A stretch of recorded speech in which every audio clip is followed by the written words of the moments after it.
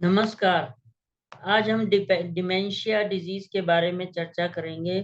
जैसे कि हम जानते हैं कि ये ओल्ड एज की डिजीज है। ओल्ड एज में क्या होता है कि पेशेंट जो है एकदम उसकी मेमोरी लॉस होने लग जाती है और उदासीनता होती है, लेस कॉन्शियसनेस होती है, भूख ना लगना, इरेशनल स्पीच हो जाती है, एकाएक खुश या क्रोध होती है और बिल्कुल भूख नहीं लगती।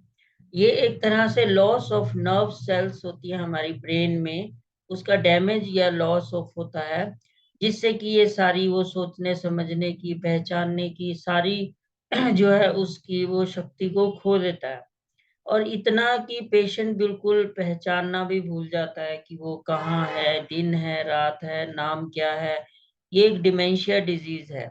इसमें जो है एक टाइप की डिमेंशिया की एक एल्जाइमर डिजीज होती है, जिसमें कि एबनॉर्मल प्रोटीन्स होते हैं वो ब्रेन सेल के अराउंड प्लेग बन जाते हैं, जिससे वहाँ टेंगल्स ब्रेन सेल में बन जाते हैं। मतलब एक सिंपल लैंग्वेज में समझें तो हम एक रुकावट है, जैसे स्पीड ब्रेकर। तो हमारे जो ब्रेन के इम्पल्सिस हैं वो पूरे पास आउट नहीं होते और वो जो है वहां पे, जिससे कि कोऑर्डिनेशन बिगड़ जाता है। तो ये सारी डिजीज पैदा होती है। ये मॉडर्न सिस्टम के अनुसार जो है इसमें मतलब पेशेंट की वीकनेस पहचानना, बिल्कुल अपना नाम भूल जाना, ये सारी प्रॉब्लम मेमोरी लॉस की आती हैं।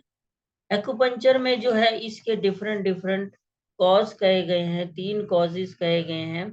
और उसमें उस पॉइंट की स्टिमुलेशन से हम इस प्रॉब्लम को काफी हद तक पेशेंट की पैरेलली उसमें हेल्प कर सकते हैं। जिसमें कि पहला कॉज कहा गया स्टैग्नेशन ऑफ फ्लेम एंड की इन द ब्रेन, जिसकी वजह से ये सारे चेंजिंग मूड्स, पहचानना नहीं, मेमोरी लॉस होना, ये सारी जो है वो प्रॉब्लम्स आती हैं। और इसमें जो है अगर हम पहचाने तो पेशेंट की किस टाइप की ये जो हम ये आएगी, तो ये एक तरह से जीभ को हम देखें कि पेशेंट की एक तो एक कॉज होगा, जिसको हम कहें कि ये जो है पेशेंट का ये फ्लेम एंड की एक्यूमुलेशन इन द ब्रेन इकट्ठा हो गया, जिसकी वजह से वो रुकावटें हो गई हैं और वो जो है वो सारा उससे शो अप हो रहा है। फिर उसमें जो है इसमें कॉज अगर हम ये बताएं कि सफेद परत होगी जीभ में, अगर हम देखें तो इस तरह से उसकी वाइट परत हो सकती है, बिल्कुल कोटिंग हो सकती है जीभ में। और वो सारी वहां पे एक टिप में, जो कि हम टंग में ये मानते हैं कि हमारा ये जो ब्रेन है ये अपर 1/3 पार्ट होता है, तो यहाँ पूरी एक परत सी होगी। ये स्टेग्नेशन देखिए, लाल लाल दाने हैं। तो फ्लेम की एक्यूमुलेटेड ये हो गई है। तो इसमें दूसरा कॉज जो माना गया है वो है डेफिशिएंसी ऑफ हार्ट एंड की। डेफिशिएंसी ऑफ हार्ट एंड की से भी ये डिमेंशिया होता है, जिसकी वजह से ये सारे जो है ये लॉसेस आते हैं। जैसे कि ये भी एक सफेद परत है, इस तरह से ये परत फ्लेम एंड की में आ जाती है। फिर डेफिशिएंसी ऑफ हार्ट एंड की में जो है नॉर्मली किस तरह से जीभ आती है, और उसमें हमने फिर उसके पॉइंट्स हम देखेंगे। इस तरह से एक लूज टंग आती है, मतलब जो एक एक्यूपंक्चर में कहा गया है spleen produces the blood. And जो वहां पे एक जो spleen transportation of the fluid, मतलब जो हम खाना खाते हैं वो हर सेल तक एक नरिशमेंट पहुंचाना, ये स्प्लीन का काम होता है। तो इस तरह से उसकी जो है वो जीभ जो है ये बिल्कुल डल जीभ हो जाएगी। और वो स्प्लीन एंड हार्ट, तो ये हार्ट भी एक तरह, ये जीभ बंधी हुई नहीं है, स्प्लीन होल्ड द फ्लूइड, तो ये बंधी हुई भी नहीं है, लूज है, थुलथुली है। तो मतलब सेल्स में अंदर बाइंडिंग भी लूज हो गई है, जो कि वहां ट्रांसपोर्टेशन जो कि हम नरिशमेंट लेते हैं वो हर सेल तक नहीं पहुंच पाता, तो अंदर इस तरह से वीक हो जाती है। तो ये एक कॉज कहा गया है दूसरा एक्यूपंक्चर में, हार्ट एंड स्प्लीन डेफिशिएंसी से ये आता है। तीसरा इसमें वही पेशेंट को जो सिम्टम्स आएंगे, धड़कन, जल्दी डरना, असंगत बातें करना, उदास, चिल्लाना, व्याकुलता, आधा भाग सुन, एंड इवन पैरालिसिस, और मुंह टेढ़ा भी हो सकता है, और भूख नहीं लगती। तीसरा इसमें कॉज कहा गया deficiency of kidney essence and brain marrow causes the dementia with dizziness. मतलब एक एक्यूपंक्चर में लॉ कहा गया है, kidney produces marrow, brain is the sea of marrow, कि जो कि मॉडर्न सिस्टम में भी इस कॉन्सेप्ट को माना गया कि किडनी से, जैसे हम देखते हैं कि किडनी फेलियर पेशेंट में हीमोग्लोबिन कम हो जाता है, क्यों? वो इथियोपोटीन नाम का एक हार्मोन पैदा करती है, जैसे कि उसके इंजेक्शन लगाए जाते हैं, और जिससे हीमोग्लोबिन वो उनका उठे, वो डाउन हो जाता है। तो सेम ये जो किडनी है, ये एक मैरो को पैदा करती है, एसेंस जिसे एक्यूपंक्चर की भाषा में कहा जाता है, और ये ब्रेन को नरिश करती है। तभी आपने देखा किडनी फेलियर पेशेंट में ब्रेन बिल्कुल जो है पेशेंट कोमा में अनकॉन्शियस सोया रहेगा, ब्रेन को नरिशमेंट नहीं मिलेगी, और ये सारी प्रॉब्लम आएंगी।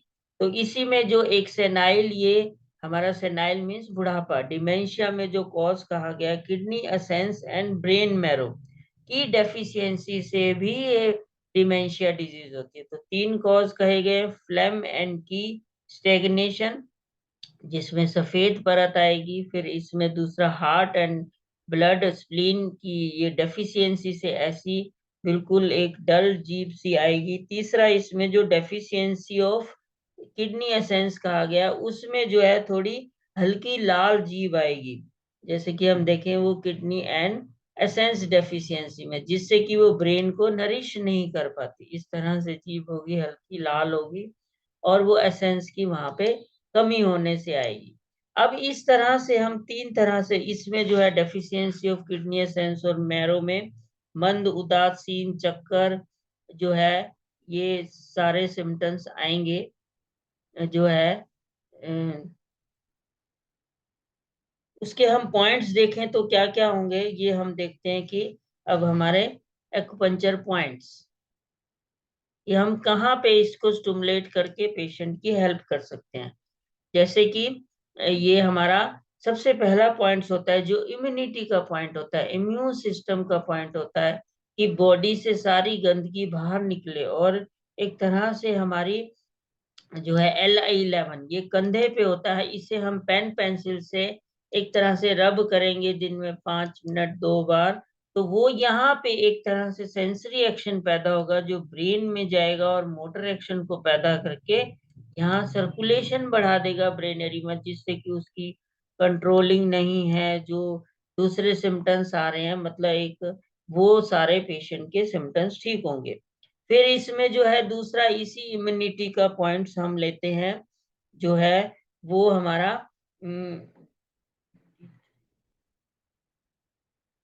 ये LI15 पॉइंट्स, ये लार्ज इंटेस्टाइन का लिया जाता है, क्योंकि ये हमारी जो है, ये वही हमारी डेमेंशिया जो पेशेंट की प्रॉब्लम है उसको सारे उसमें ये हेल्प करेंगे। फिर इसमें, क्योंकि इसमें उसकी बॉडी बॉडी की मूवमेंट भी स्लो हो जाती है, और ये वॉकिंग भी मुश्किल हो जाती है, तो इसमें ये हाथ पैरों की मूवमेंट में इस तरह से ये हेल्प करेगा। फिर इसमें हम देखें तो नेक्स्ट जो टांगों में जो चलने में हमारी बहुत अच्छी हेल्प करता है, जो है इसमें जो ये रुकावट भी हटाएगा। ये लार्ज इंटेस्टाइन क्या है, एक तरह से हमारे शरीर में गंदगी हटाने के लिए, बावल मूवमेंट, मतलब हमारे शरीर से जो स्टूल निकलता है, गंदगी निकलती है, तो उसमें भी ये इस चीज से हेल्प होगी।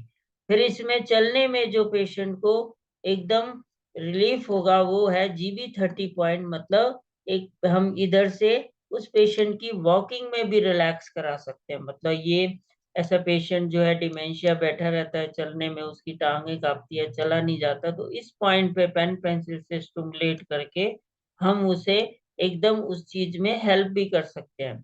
फिर एक गॉल ब्लैडर, यही मेरिडियन ब्रेन से 60% रन करती है, तो हमारे ब्रेन में जो डिमेंशिया की वजह से ये एक तरह से सेंटर्स जो हैं वो डिस्टर्ब हुए हैं, जैसे कि ये देखिए हम ब्रेन में हमारा ये पॉइंट्स हैं, जो है ये फ्रंटल लोब होती है, ये आपके इसमें ये दिखाया हुआ है, जैसे ये 13 नंबर, ये तो हमारा ये फ्रंट का पोर्शन, तो हम पेन पेंसिल से यहाँ रब करें तो सर्कुलेशन बढ़ता है, यहीं से हमारी मेमोरी कंट्रोल होगी, और यहीं से वो गॉल ब्लैडर मेरिडियन भी गुजर रही है, तो ओवरऑल इसमें मेमोरी में वो हेल्प होगी। फिर इसमें नेक्स्ट जो हम देखते हैं, जो हमें इसमें हेल्प करती है, जो जो पॉइंट्स उसमें दूसरा हेल्प करते हैं, GB34, जो ये जो है यहीं पे इसी चलने में भी और वॉकिंग में भी उसमें सारी हेल्प होगी। ये टांग में यहाँ पे नीचे होता है ये डिमेंशिया में जो उसकी वॉकिंग में भी हेल्प करेगी और सारे ब्रेन सिम्टम्स में भी हेल्प करेगी। फिर इसके साथ हम ये लेते हैं जो कि हमने बताया, इसमें एक तरह से हार्ट और स्प्लीन की डेफिशिएंसी हो जाती है, तो उसके लिए हम जो है पॉइंट्स, एक हार्ट रिलेटेड भी लिया जाता है जो कि उसकी मेमोरी, उसकी पहचान, जो नाम भूल गया है वो सब उसमें रिलैक्स करता है। तो ये हमारा हार्ट का पॉइंट होता है जो कि कोहनी पे होता है, दैट इज H7। ये देखिए ये H7, इसके साथ हम ये एक तरह से ये ट्रायंगल भी बनाते हैं। तो ये एक ट्रायंगल के रूप में ये ब्रेन को पूरे तीनों पॉइंट्स ये स्टिमुलेट करने पे उसकी सारी जो है ब्रेन रिलेटेड जितनी भी उसकी डेफिशिएंसी है वो दूर होगी। तो हम पेन पेंसिल से 5 मिनट के लिए स्टिमुलेट कर सकते हैं। जो इलेक्ट्रोहोम्योपैथी जानते हैं वो इसमें हमारी मेडिसिन को अप्लाई करके भी सेम इफेक्ट ले सकते हैं। जैसे हार्ट रिलेटेड है तो हम एनजीओ ग्रुप की मेडिसिन A3 लेंगे, उसके साथ हम F2 लेंगे जो कि सेंसरी नर्वस सिस्टम को स्टिमुलेट करे, साथ में WE जो कि एक तरह से नर्वस सिस्टम की मेडिसिन है। तो F2 A3 WE को यहाँ हम लगा के सेम स्टिमुलेशन इफेक्ट को हम ले सकते हैं। फिर इसके साथ हम जो है जो इसमें हार्ट रिलेटेड हुआ और इसमें हम इसमें एक तरह से पेशेंट की एनर्जी लॉस हो जाती है, जो बिल्कुल ही उठना बैठना चलना फिरना मुश्किल हो जाता है। तो ये हमारी नाभि के नीचे बहुत अच्छे पॉइंट्स होते हैं जो है CV4 CV6। तो ये पॉइंट्स लेने पे यहाँ पे पेशेंट को एकदम एनर्जी उठती है, जो कि ब्रेन में डेफिशिएंसी सिंकिंग हो गई है उससे भी उसको रिलैक्स मिलेगा। जैसे कि ये पॉइंट्स हैं CV4 REN4, ये जो है नाभि के नीचे बिल्कुल जस्ट इवन पेन पेंसिल से यहाँ स्टिमुलेट करके किसी पेशेंट को बहुत वीकनेस फील हो रही हो या वो प्रेस नहीं कर सकता, तो यहाँ गर्म पानी की बोतल रख के भी इस पॉइंट को हम स्टिमुलेट करते हैं। नहीं तो एक्यूपंक्चर सिस्टम में मुक्सा होता है उसे हीट देते हैं। या जो इलेक्ट्रोहोम्योपैथी जानता है यहाँ पे हम जो है F2RE लगा के यहाँ वही इस पॉइंट को स्टिमुलेट कर सकते हैं। इससे पेशेंट की जितनी भी एक वीकनेस रिलेटेड प्रॉब्लम और एक की जो ये की को उठाती है, एक तरह से सेंट्रल लाइन है और वहां ब्रेन में वो नरिश करेगी, ये ब्रेन तक ऊपर तक जाती है, जो वहां पे हमारे फ्रंटल लोब जो कि हमने देखा हमारे मेमोरी सेंटर वहीं पे आपके ब्रेन में डेमेंशिया डिजीज में वहां प्लेग्स इकट्ठे हो जाते हैं। मतलब ये जगह ये यहाँ पे एक तरह से रुकावटें हो जाती हैं जिससे हमारे सिग्नल न्यूरॉन्स के आगे नहीं पास हो पाते। तो यहाँ पे जो है फिर पेशेंट की ये मेमोरी लॉस होती है। इसके साथ हम एक किडनी रिलेटेड जो कि हमने देखा कि किडनी का एक एसेंस का फॉल्ट था कि वो उसका मैरो और किडनी का वीकनेस की वजह से भी ये सारी प्रॉब्लम्स आती हैं। तो उसके लिए हम किडनी रिलेटेड पॉइंट लेंगे। किडनी जो बॉडी में एक तरह से AC का काम करती है, इनर कूलिंग का काम करती है। जो हमारा बफर सिस्टम होता है, जो ब्लड हमारा 80% एल्कलाइन है, ठंडा है, उसकी ठंडक को मेंटेन रखती है। मतलब एसिडियोसिस, हाई एसिडिटी, हाई हीट को वो बढ़ने नहीं देती। तो एक तरह से जितने भी हमारी बॉडी में स्क्वीजिंग सिस्टम है, दो ही सिस्टम है, एक कॉन्ट्रैक्शन एक रिलैक्सेशन। जैसे हम मुट्ठी को बंद करते हैं, कॉन्ट्रैक्ट फैलाते हैं, रिलैक्स, तो ये कॉन्ट्रैक्शन मतलब अंदर इनर कूलिंग से आता है। तो ये सारे फंक्शन हमारा किडनी ही करती है। तो ये हमारा इसमें ये किडनी रिलेटेड हम पॉइंट्स जो है ये लेते हैं। सबसे पहले K1 ये देखिए पैर के बिल्कुल तलवे में होता है और यहीं पे पेन पेंसिल से स्टिमुलेट करके यहाँ पे इवन कोई पेशेंट ये देखिए बेहोश हो गया तो यही पॉइंट से हम स्टिमुलेट करके उसे होश में ला सकते हैं। किसी को एक्सेसिव इनर गर्मी से अंदर जो है जिसको जो है इंसोमिया नींद नहीं आती, तो यही पॉइंट्स इसमें हेल्प करता है। मतलब ब्रेन में जो कि अभी हमने कहा kidney produces marrow, brain is the sea of marrow. जो एक्यूपंक्चर का लॉ है, तो जब हम इस पॉइंट को स्टिमुलेट करेंगे तो अंदर किडनी स्टिमुलेट होती है, तो वो ब्रेन को स्टिमुलेट करेगी, जिससे कि वो जो मेमोरी रिलेटेड प्रॉब्लम आ गई है, जो ब्रेन में वहाँ टेंगल्स, एक प्रोटीन के प्लेक्स जमा हो गया है, जो नर्व्स को आगे इम्पल्सेस को पास नहीं होने दे रहे, वो एक तरह से हटेंगे। और यहाँ पे इसके साथ हम किडनी का जो है दूसरा पॉइंट हम लेते हैं K3। K3 बिल्कुल हमारे ये एंकल में होता है, ये बिल्कुल एडी में यहाँ पे एंकल पे, तो इसको भी सेम हम पॉइंट, ये इसका यांग सोर्स पॉइंट बोलते हैं हम। शू ये यांग सोर्स मतलब एक तरह से कुआं, एक तरह से जहाँ एनर्जी रहती है पूरी मेरिडियन की, उसको यहाँ स्टिमुलेट किया जाएगा।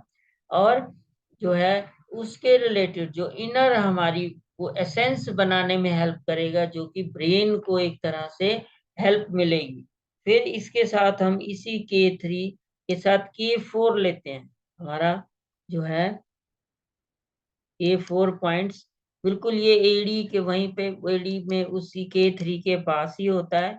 तो ये भी एक तरह से लियो कनेक्टिंग पॉइंट है। लियो कनेक्टिंग मतलब एक्यूपंक्चर में लॉ होता है, energy can not create, it can not destroy, it can transfer.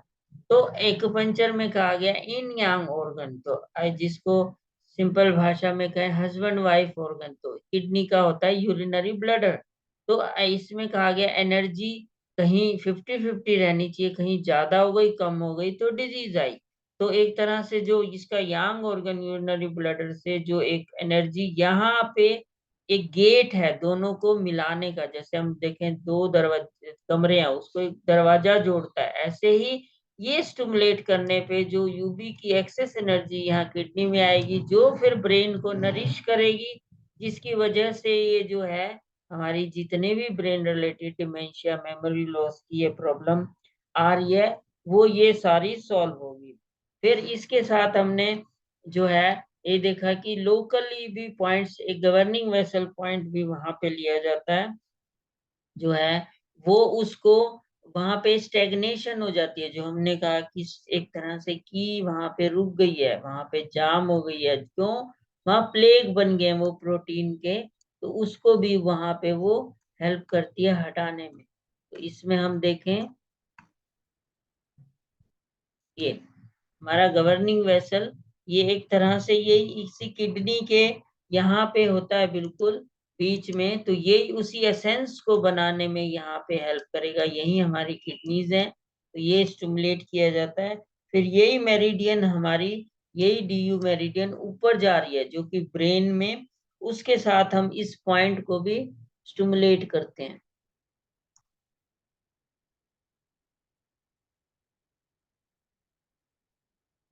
तो ये GV20 पॉइंट जहां हमारी चोटी होती है एक तरह से, ये वो पॉइंट्स होता है बिल्कुल टॉप पे, तो इस पॉइंट को भी साथ में स्टिमुलेट किया जाएगा। और साथ में इसका लास्ट पॉइंट तो ये स्टिमुलेशन से पेन पेंसिल से हम रगड़ भी सकते हैं, उसको एंटी क्लॉकवाइज करते हुए प्रेशर दे सकते हैं कि वहां सेंसरी एक्शन पैदा हो, जिससे कि ब्रेन उधर मोटर एक्शन को पैदा करेगा। तो ये हमारा इस मेरिडियन का लास्ट पॉइंट होता है, ये GV26 DU26। तो ये यहाँ हेल्प कर, ये स्टिमुलेट करने से सारा यहाँ पे पूरा यहाँ पे एक सर्कुलेशन बढ़ेगा जो फ्रंटल लोब में, जिसकी वजह से वहां पे मेमोरी लॉस, ये डिमेंशिया और एल्जाइमर डिजीज पैदा हो रही है, और वो सारी उसमें रिलैक्स होगी।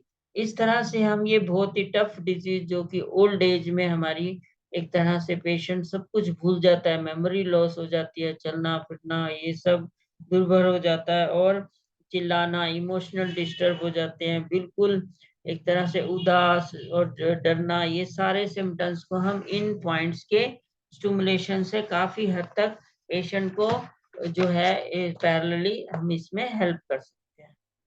तो इसमें हम जो है एक्यूपंक्चर जो एक नेचुरल जो है साइंस है, उसमें हम ये स्टिमुलेशन से ही पेशेंट को पैरेलली साथ में हम कोशिश करें कि उसकी वही तीन कारण है, फ्लैम और की इकट्ठी ना हो, मतलब उस पेशेंट की काला निवाला फ्रूट खिलाएं, ब्लड को एसिडिक ना होने दें।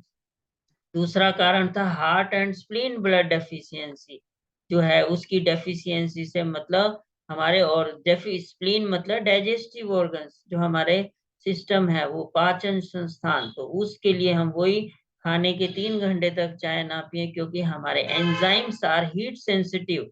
हम मेमोरी को स्ट्रांग रखना चाहते हैं, ओल्ड एज में ये डेमेंशिया प्रॉब्लम ना हो, उसके लिए हम यही स्प्लीन मतलब हमारा डाइजेस्टिव सिस्टम, हमारा एक तरह से जिसको बोलते हैं कि अग्नि, हमारी जो है मंदाग्नि ना हो, अग्नि मंद मतलब लैक ऑफ एंजाइम ना हो, तो वो उसके लिए एंजाइम्स आर हीट सेंसिटिव, तो वो जितना उसे हीट मिलेगी वो काम नहीं करेंगे, वही फ्लेम की इकट्ठी हो जाएगी, टैंगल बन जाएंगे ब्रेन में, तो मेमोरी हमारी लॉस हो जाएगी।